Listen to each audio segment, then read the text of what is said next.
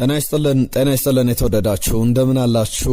በቤስት ስፖርት ኢትዮጵያ ቻናል ላይ እንገኛለን። የዓለም እግር ኳስ ዋንጫ እንደቀጠለ ነው። ትናንትና በጣም ቆንጆ እግር ኳስ ግጥሚያዎችን ተመልክተናል። ዛሬም የሚጠበቁ ጨዋታዎች አሉ። የምድብ ሁለተኛው ጨዋታዎች ይነሳሉ። የዓለም ዋንጫ ጨዋታዎችን የተመለከቱ ጉዳዮችን፣ የዝውውር ዜናዎችን ካነሳን በኋላ ወደ መጨረሻ ላይ በስፋት እየተመለከትን እንቆያለን። ከዝውውር ዜናዎች ጋር በተያያዘ ማኑ ኮኔ ከአርሰናል ጋር ተስማምቷል የሚሉ ዜናዎች ትናንትና ማምሻውን ጀምሮ ሲወጡ ነበር። በዚህ ጉዳይ ላይ አዳዲስ የተሰሙ ጉዳዮች አሉ። በግል ጥቅም ጉዳዮች ላይ ተስማማ ቢባልም ምን አዲስ ነገር አለ? ከጀርባ የሚነሱ መረጃዎችን ይዘናል። አሌክስ ስኮትን የተመለከተ ጉዳይ ምናነሳለን። አርሰናል ጥያቄ አቅርቧል የሚሉ ዜናዎችን ሰምተናል። ከዛ በተጨማሪ የአርሰናል የዓመቱ ምርጥ ግብም ተመርጧል። ለእናንተ የአርሰናል የዓመቱ ምርጥ ግብ የትኛው ነው? ከማንቸስተር ዩናይትድ ጋር በተያያዘ የሚነሱ ጉዳዮች አሉ። በተለይ የማርከስ ራሽፎርድ ጉዳይ እንዳጠቃላይ ደግሞ የማቲያስ ዴሊት የጉዳት ዜናም ከዩናይትድ ጋር በተያያዘ አዳዲስ እየተነሱ ያሉ ጉዳዮች አሉ። ማቲያስ ፈርናንዴዝን፣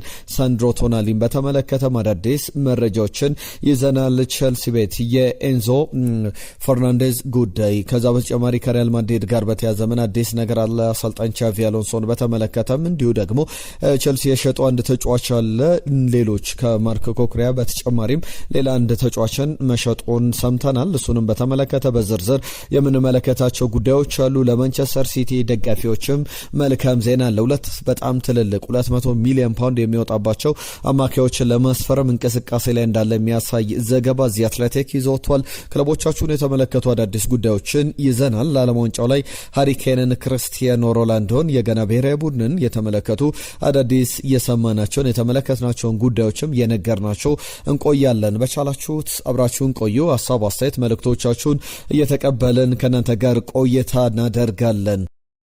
በተለይ ደግሞ ከዓለም ዋንጫ ጋር በተያያዘ ክርስቲያኖ ሮናልዶ በፖርቹጋል ብሔራዊ ቡድን በተለይ ትናንትና ከተመለከትነው ጨዋታ በኋላ በቋሚነት መጀመር አለበት ወይ? ትናንትና የክርስቲያኖ ሮናልዶ ችግር ነው ወይስ ደግሞ የቡድኑ የአማካኝ ስፍራ ተጫዋቾች ችግር ነው? ሲያሳብ አስተያየቶቻችሁን ላኩልን። ከአርሰናል ጋር በተያያዘ ደግሞ ሊያንድሮ ትሮሳርድ መቆየት አለበት ወይስ መሸጥ አለበት ትላላችሁ? የቀድሞ የአርሰናል ተጫዋች የሰጠው አስተያየት አለ። የአርሰናል አጥቂ በሊያንድሮ ትሮሳርድ ቆይታ ዙሪያ አዳዲስ ጉዳዮችን እናነሳለን። ሊቨርፑል ቤትም አዳዲስ የተሰሙ ጉዳዮች አሉ። ያን ዲያሞንዴን እንዲሁም ደግሞ አንድ ሌላ መስመር ተጫዋችን በተመለከተ ለሊቨርፑል ደጋፊዎች በጣም መልካም ዜናዎችን ይዘናል። አብራችሁን ቆዩ።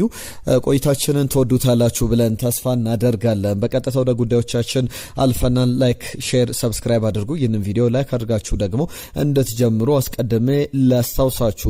በመጀመሪያ የምንመለከተው ጉዳይ ከአርሰናል ጋር የተያዘ ጉዳይ ነው። ማኑ ኮኔ ከአርሰናል ጋር ተስማምቷል በግል ጥቅም ጉዳዮች የሚሉ ዘገባዎችን የአርሰናል ወኪሎች ወይም የአርሰናል ተደራዳሪዎች ከማኑ ኮኔ ሪፕሬዘንታቲቭ ወይም ወኪሎች ጋር ያደረጉት ድርድር በጥሩ መንገድ ተጠናቋል የሚል ዘገባን ጋዜታ ዴሎ ስፖርት ይዞ ወጥቷል።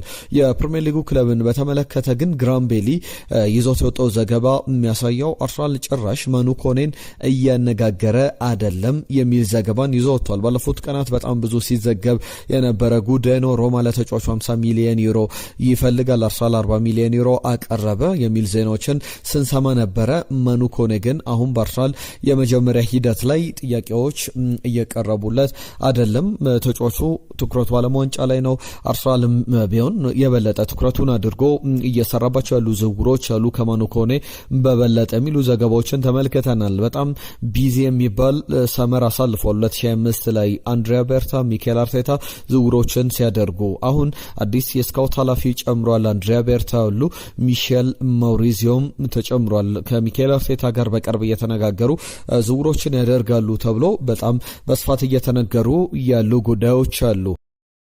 የአሌክስ ስኮት ጉዳይም ይነሳል። አርሰናል ቤት ከሚነገሩ ጉዳዮች መካከል አንደኛው ነው። አሌክስ ስኮትን ለማስፈረም ከቦርመዝ አርሰናል የመጀመሪያ ጥያቄ ስለማቅረቡ የሚያሳዩ ዘገባዎችን እየተመለከተን እንገኛለን በአንዳንድ ብዙሃን መገናኛዎች። ነገር ግን የአርሰናል ጥያቄ ተጫዋቹ 80 ሚሊዮን ፓውንድ ያወጣል ተብሎ ተገምቷል በቦርመዝ በክለቡ።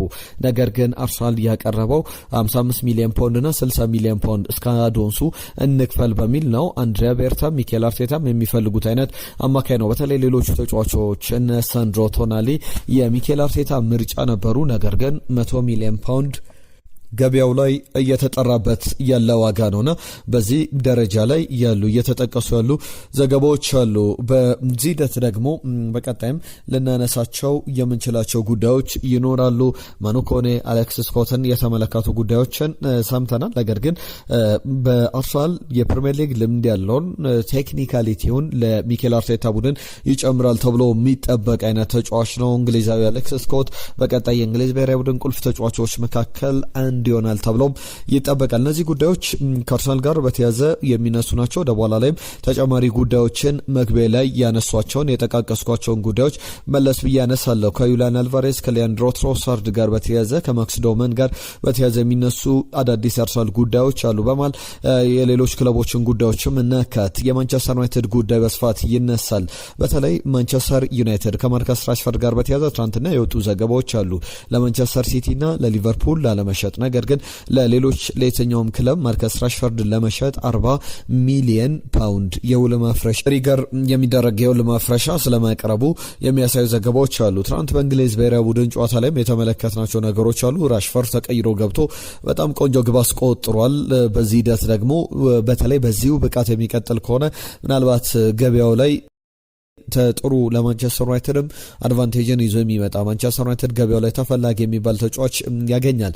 የማንቸስተር ዩናይትድ ጉዳይ እነዚህ በተለይ ከማርከስ ራሽፈርድ ጋር በተያዘ ይነሳል። የማቲያስ ዴሊት ጉዳይ ከኖቬምበር ወር ጀምሮ በተለይ ኖቬምበር ወር ላይ የወሩ ምርጥ ተጫዋች ተብሎ የተመረጠ የሚገርም ብቃትን ያሳየ ዋሪየር የሚባል ተጫዋች ነበር። ነገር ግን ረጅም ወራትን በፕሪሚየር ሊግ ላይ ጉዳትን አስተናግዶ ነበር። የማንቸስተር ዩናይትድ ደጋፊዎች መቼ ይመለሳል ማቲያስ ፈርናንዴዝ የሚሉ ጥያቄዎች አሉ። ከአልማዋንጫው ውጪ መሆኑ ይታወቃል። ሌላ ለተጫዋቹም እንዳጠቃላይ ለኔዘርላንድ ብሔራዊ ቡድንም የሚያስቆጭ አጋጣሚ ነው ብሎ መናገር ይቻላል። እሱን ከዛ ተጨማሪ ጁሪን ቲምበርንም ማግኘት አልቻሉም። እንዳጠቃላይ ግን ማቲያስ ፈርናንዴዝ መቼ ይመለሳል ለሚለው ጉዳይ በክለቡ በኩል እየተሰሙ ያሉ ጉዳዮች አሉ።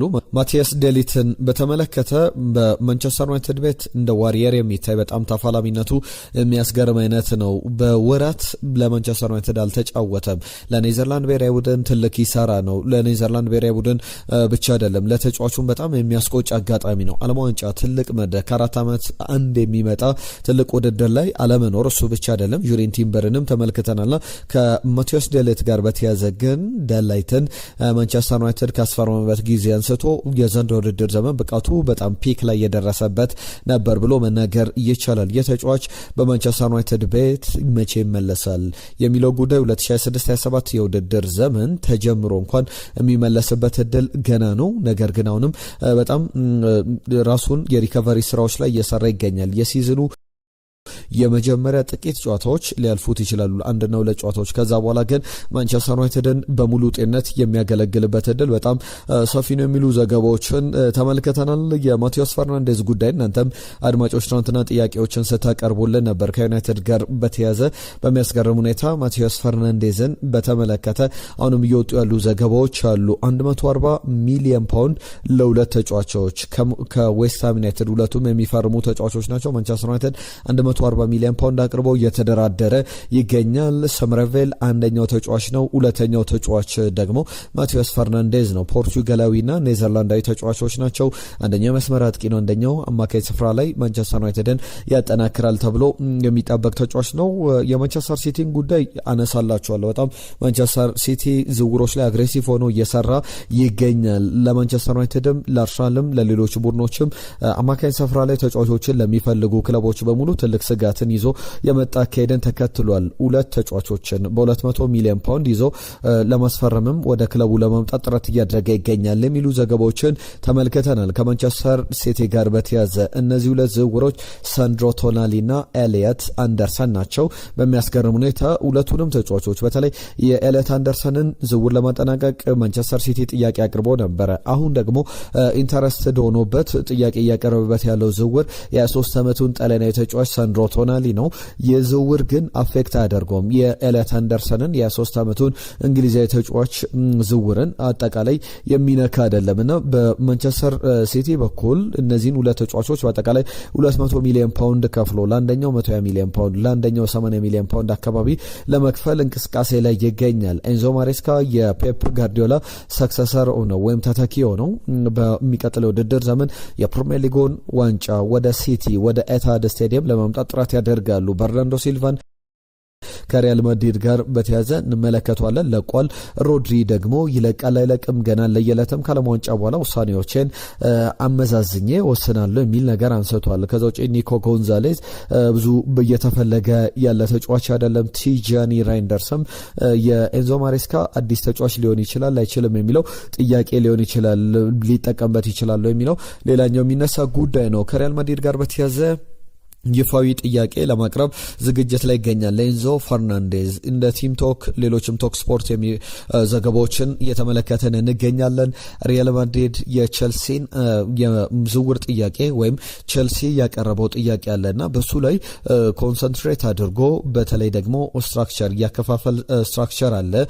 በስንት ዓመት ይከፈል፣ በየዓመቱ ምን ያክል ይከፈል የሚለውንና አጠቃላይ የመነሻ ክፍያውንም በተመለከተ ድርድሮችን ለማድረግ የመጀመሪያ ጥያቄ ለማቅረብ ከቸልሲ ጋር ግንኙነት ጀምሯል የሚሉ ዘገባዎችን ተመልክተናል። ከቸልሲ ጋር በተያያዘ በጣም አስገራሚ ሆነው ካገኟቸው ዘገባዎች መካከል የአሰልጣኝ ቻቪ አሎንሶ ቅጥር በኋላ የተሰሙ ጉዳዮች ነበሩ። ማርካን በተመለከተ ማርክ ኩኩሪያ ሲሸጥ ቼልሲ ለሪያል ማድሪድ ተጫዋቹን ለመሸጥ ሲስማማ አሰልጣኝ ቻቪ አሎንሶ ምንም መረጃ የለውም ወይም ደግሞ እንደተሸጠ እንኳን አያውቅም ነበር የሚሉ ዘገባዎች ሲወጡ ነበር። ነገር ግን የዜና ፍጹም ውሰት ነው ይላል የፋብሪዚዮ ሮማኖን ዘገባ ስንመለከት። ቼልሲ ከአሰልጣኙ ጋር ተነጋግሮ አሰልጣኙን አሳምኖ ተጫዋቹ በተለይ መልቀቅ መፈለጉን ተከትሎ መልቀቅ የሚፈልጉ ተጫዋቾችን ቶሎ ቼልሲ ማስወገድ መሸጥና ከዛ በኋላ እንደ አዲስ ክለቡን በሚገርም አደረጃጀት ማዋቀር ይፈልጋል የሚሉ ዘገባዎችን ተመልክተናል። አንድ የሸጠው ተጫዋች አለ ከቸልሲ ጋር በተያዘ 4 ሚሊዮን ፓውንድ ያገኘበት ጂሚ ጄ ሞርጋን ይባላል።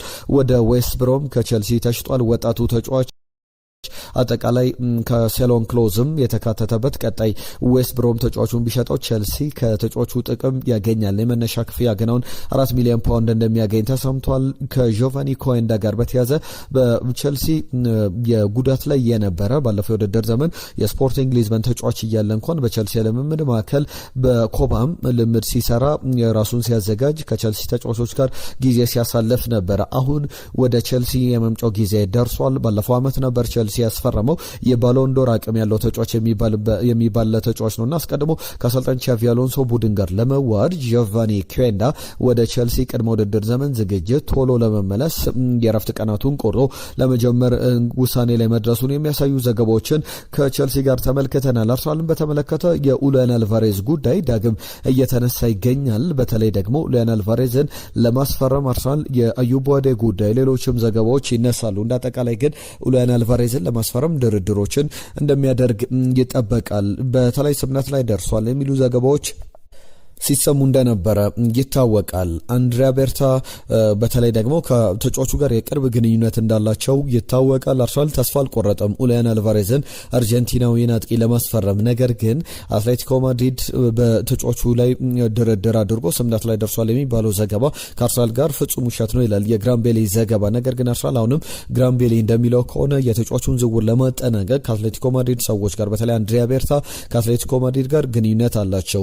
ተጫዋቹን ከማንቸስተር ሲቲ ወደ አትሌቲኮ ማድሪድ ያመጡትም እሳቸው ናቸውና ተጫዋቹ ወኪሎች ጋርም በቅርብ እየተነጋገሩ ይገኛሉ። የሪያል ማድሪድንም የባርሰሎናንም የፓሪስ ሰን ጀርመንም ማኬዶችን በቅርበት እየተከታተሉ ይገኛሉ ተብሏል። የአዩብ ዋዴ ጉዳይ ላይ አርሰናል ተስፋ አልቆረጠም። የመጨረሻ ሂደቶች እየተጠበቁ ይገኛሉ ተብሏል። ቅድም መግቢያ ላይ የጠየኳችሁ ጥያቄ ነበረ። አርሰናል ሊያንድሮ ትሮሳርድን መሸጥ አለበት ወይ የሚለው ጉዳይ ይነሳል። አለን ስሚዝ የተባለ አርሰናል የቀድሞ አጥቂ አንድ ጉዳይ ያነሳል። ስሚዝ እንደሚለው ከሆነ ቤልጂየማዊው ተጫዋች ትልቅ ሞመንቶች ላይ ለአርሰናል ጎሎችን የሚያስቆጥር ዴሊቨር የሚያደርግ የሚገኝ ትክክለኛ ቨርሳታይል ተጫዋች ነውና አርሰናል ጋብሪኤል ማርሴሊን ሌሎችንም ተጫዋቾች ጋብሪኤል ጀሶስን ሌሎችም ሊለቁ የሚገባቸው ተጫዋቾች አሉ። ከነዚህ መካከል ለምሳሌ ቤን ዋይትን በተመለከተ ያነሳል። እነዚህ ተጫዋቾች መልቀቅ አለባቸው እንጂ አርሰናል እንዴትም ብሎ ሊያንድሮ ትሮሳርድን መሸጥ መሸጥ መልቀቅ የለበትም። ይህ ከሆነ በጣም ለአርሰናል ፍጹም ስህተት ነው የሚል ዘገባን ያነሳል። ከሊቨርፑል ጋር በተያያዘ በጣም ትልቁ የዝውውር ጉዳይ የሊቨርፑል ዜና ነው። ኒውካስል ዩናይትድ አስፈረመው ሲባል የነበረ ተጫዋች አለ። ቪክቶር ሙኖዝ የተባለ የኦሳሱና ተጫዋች። የተጫዋች 40 ሚሊዮን ዩሮ የውል ማፍረሻው ነው። ኒውካስትል ዩናይትድ ስምነት ላይ ደርሷል። የሕክምና ምርመራ ብቻ ይቀረዋል ሲባል ነበር ከቀናት በፊት። ትናንትና ግን ማምሻውን ዛሬም ጠዋት በተለይ ሌሊት ላይ የተሰሙ ዜናዎች የሁለት ዓመቱ ተጫዋች ወደ ሊቨርፑል ለመምጣት ተስማምቷል። በተለይ በዚህ ዝውውር ላይ ሪቻርድ ሂጅ፣ ፌንዌይ ስፖርት ግሩፕ እንዲሁም ደግሞ አንዶኒ ኢራዮላ ስምነት ላይ መድረሳቸውን ሚካኤል ኤድዋርድስም ስምነቱን በማጠናቀቅ ረገድ ትልቅ ኃላፊነት እንደተወጡ ኒውካስል ዩናይትድ ከባለፈው የውድድር ዘመን ጀምሮ በጣም ትልቅ ተጫዋቾችን ብሪያን ምቤሙን ሲነጠቅ ተመልክተናል። ጆ ፔድሮን በቸልሲ ሲነጠቅ ተመልክተናል። ሌሎችንም ዝውውሮች በትልቅ ክለቦች ሲነጠቅ ነበር። አሁን ደግሞ በኒውካስትል ዩናይትድ በኩል አለቀለት የተባለውን ዝውውር ኦሳሱና እና ኒውካስትል ዩናይትድ ስምነት ላይ ደርሶበታል የተባለውን ዝውውር ቪክተር ሙኖዝን በማስፈረም በሚገርም ሁኔታ ሊቨርፑል በመስመር አጥቂ ቦታ ላይ የሚያስፈርማቸውን ተጫዋቾች ቁጥር ከፍ ለማድረግ ጥረት እያደረገ ይገኛል። ባለፈው ዓመት በጣም የቁጥር ችግር ነበረበት በዚህ ቦታ ላይ። አሁን ደግሞ ሌላኛው ዘገባ ከፓሪስ ሰን ዠርመን ቀድሞ የያን ዲያሞንዴን ዝውውር ለማጠናቀቅ ሰፊ እድል እንዳለው የሚያሳዩ ዘገባዎችን ተመልክተናል። አንዶኒ ኢራዮላ ተጫዋቹ ይምጣ ብለው ቃል ገብተዋል ወይም ተነጋግረዋል። ስለዚህ ተጫዋቹን በሚኖረው ድርድር ላይ ደግሞ እስከ 100 ሚሊዮን ዩሮ ድረስ ለተጫዋቹ ለመክፈል ሊቨርፑል ፍላጎት አለው ተብሏል። ሪያል ማድሪድን በተመለከተ የኢንተር ሚላን ስምምነት ወይም እየተጠበቀ ይገኛል። ኤድዋርዶ ካማቪንጋን ለማስፈረም ድርድር እያደረገ ይገኛል። ኢንተር ሚላን በቤማሮታና የሪያል ማድሪዶ ፕሬዝዳንት ፍሎሬንቲኖ ፔሬዝ ንግግር አድርጓል የሚሉ ዘገባዎችን ተመልክተናል። ከአልሂላል ጋር በተያያዘ ሳውዲ ክለብ ራፊኒያን ከባርሰሎና ለማስፈረም ፍላጎት እንዳለው የሚያሳዩ ዘገባዎችን ግሎቦ ይዞ ወጥቷል። የብራዚሉ ብዙሃን መገናኛ የሳውዲ ክለቦች ተጫዋቹ ለማስፈረም ከዚህ በፊትም ጥረት ሲያደርጉ እንደነበረ ይታወቃል። ማክስ ዳውማንን በተመለከተ በጣም የሚገርም ምሽትን ያሳለፈበት የኤቨርተንን ጨዋታ የአርሰናል ደጋፊዎች መቼም አትረሱትም። ለእናንተ ቅድም የውድድር ዓመቱ ምርጥ ግብ የትኛው ነው ስል ነበረ። በአርሰናል ይፋዊ ገጽ ላይ የዓመቱ ምርጥ ግብ ተብሎ የማክስ ዳውማን ግብ መመረጡን ተመልክተናል። የ2025/26 የውድድር ዘመን 38 በመቶ ድምጽ በማግኘት ማክስ ዳውማን በሚገርም ሁኔታ የዓመቱ ምርጥ ግብን አስመርጧል። ኤቨርተን ላይ ሁለተኛው ግብ። ከዛ በተጨማሪ ማርቲን ዙቢሜንዲ ኖቲንጋም ፎረስት ላይ ከፍጹም ቅጣት ምት ክልል ውጭ ያስቆጠራት ግብ 17 በመቶ ድምጽ በማግኘት ሁለተኛ ደረጃን አግኝታለች። ጋብሪኤል ማጋሌሽ ደግሞ የዓመቱ ምርጥ ተጫዋች ተብሎ ሶስተኛ ደረጃን አግኝቷል። አንደኛና ሁለተኛ ገና ይፋ አልተደረጉም። በቀጣይም የሚጠበቁ ጉዳዮች ይኖራሉ። እንደ አጠቃላይ ከዓለም ዋንጫ ጋር በተያያዘ የሚነሱ ጉዳዮችን ደግሞ እንመልከት። ትናንትና በዓለም እግር ኳስ ዋንጫ ላይ የእንግሊዝ ብሔራዊ ቡድን 4-2 በሆነ ውጤት የክሮኤሽያ ብሔራዊ ቡድንን አሸንፏል። ሰሚፋይናል ከ8 ዓመታት በፊት ሩሲያ ላይ ተገናኝቶ ክሮኤሽያ አሸንፋ እንደነበረ ይታወቃል። ሃሪ ኬን ትናንትና 2 ግቦችን አስቆጥሯል። 10ኛ የዓለም ዋንጫ ግቡ ላይ ደርሷል። ከጋሪ ሊንከን ጋር ተስተካክሏል። የእንግሊዝ ብሔራዊ ቡድን የምንጊዜም ከፍተኛ ግብ አስቆጣሪ ጋሪ ሊንከን ነበረ። አሁን ሃሪ ኬን ይህንን ቁጥር መስተካከል ችሏል። እንግሊዝ ብሔራዊ ቡድን ከ1966ቱ ፍጻሜ ያሸነፈችበትን 4-2 ጨዋታ በኋላ ለመጀመሪያ ጊዜ በዓለም ዋንጫ ላይ 4-2 በሆነ ውጤት ማሸነፍ ችላለች። ጥሩ ጨዋታ እንደነበረ ተመልክተናል። ክርስቲያኖ ሮናልዶና ፖርቹጋል ያደረጉትም ጨዋታ ይነሳል። በእንግሊዝ ብሔራዊ ቡድን ላይ ግን የሚነሱ ሌሎች ተጨማሪ ጉዳዮች አሉ። በተለይ ደግሞ በጨዋታው ላይ ከተመለከትናቸው ጉዳዮች መካከል ጁድ ቤሊንጋም የሚገርም ጊዜን አሳልፏል። ቡካዮ ሳካ ተቀይሮ ገብቶ አሲስት አድርጓል። ማርከስ ራሽፈርድ ጥሩ ተጫውቷል። በተለይ በ17 ደቂቃዎች ከአንቶኒ ጎርደን የተሻለ ጊዜን ማሳለፉን ተመልክተናል። ግብ አስቆጥሯል። ጥሩ ጨዋታ ነበረ። ለፖርቹጋል ብሔራዊ ቡድን በአሳዛኝ ሁኔታ የተጀመረበት ነበር። ክርስቲያኖ ሮናልዶም በሌላ የዓለም ዋንጫ ላይ ግብ ማስቆጠር አልቻለም። ግብ ያስቆጥር ኖሮ በዓለም ዋንጫ ታሪክ በእድሜ ትልቁ ግብ አስቆጣሪ መሆን የሚችልበትንም ቁጥር አጋጣሚን መጠቀም አልቻለም። ፖርቹጋል 1-1 አጠናቀለች። በጨዋታው ላይ የጨዋታው ኮከብ ተብሎ ጃኦ ፔድሮ ተመርጧል። ከአቅሙ በላይ ዘሎ በሚገርም ሁኔታ በሜዳ ላይ ምናልባት በቁመት አጭር ከሚባሉ ተጫዋቾች መካከል አንዱ ነው።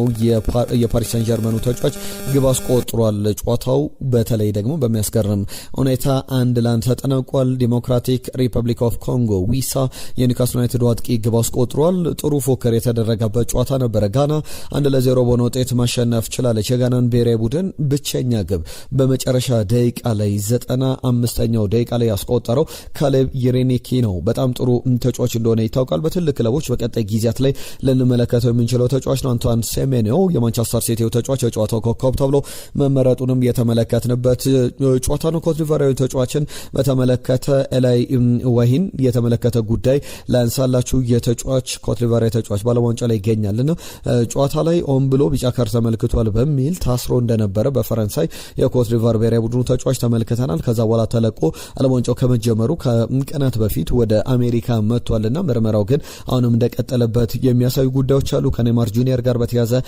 ከዋናው ቡድን ጋር ልምድ መስራት ጀምሯል። በጨዋታው ላይ በብራዚል ብሔራዊ ቡድን ጨዋታ ላይ ከሃይቲ ጋር በሚደረገው ጨዋታ ላይ ኔይማር ጁኒየር ይሰለፋል ተብሎ ይጠበቃል። ለብራዚል ብሔራዊ ቡድን ጥሩ ዜና ይመስላል። የተወደዳችሁ እነዚህን ጉዳዮች በስፋት አነሳን። ትናንትና የእናንተን መልእክቶች ተቀብለናል።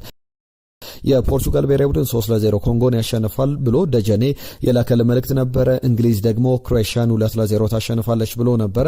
ሁለቱም የተሳኩ ግምቶች አልነበሩም። አየነው ሙሉ ዓለም የጻፈልን መልእክት አለ። ትናንትና ማስተካከያ አድርገንበታል። በዛሬው ቆይታችን ላይ ፍቅራ 2 ጎል ያገባል ንጉሱ ብሎናል ክርስቲያኖ ሮናልዶ። ነገር ግን ክርስቲያኖ ሮናልዶም ፖርቹጋልም 2 ግቦችን ሳያስቆጥሩ ወጥቷል።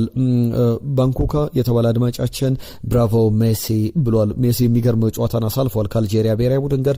ሰላም ቤስቶች እንዴት ናችሁ? ፖርቹጋል 2-1 እንግሊዝ ደግሞ 2-2 ጨዋታን ታጠናቅቃለች። እኔ የምለው ኢራን ጀግና ናት።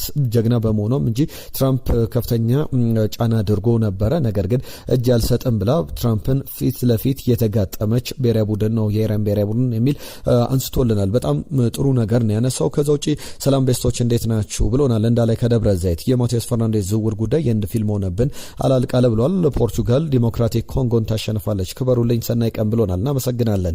ነጅብ ሰንገሮ የጻፈልን መልእክት አለ። ሴኔጋሎች ጥሩ ነበሩ። ከትናንትና በስቲያ በነበረው ጨዋታ ያጨራረስ ችግር ነበረባቸው። ፈረንሳይውንም ቢሆን ቤስት ቲም ነው።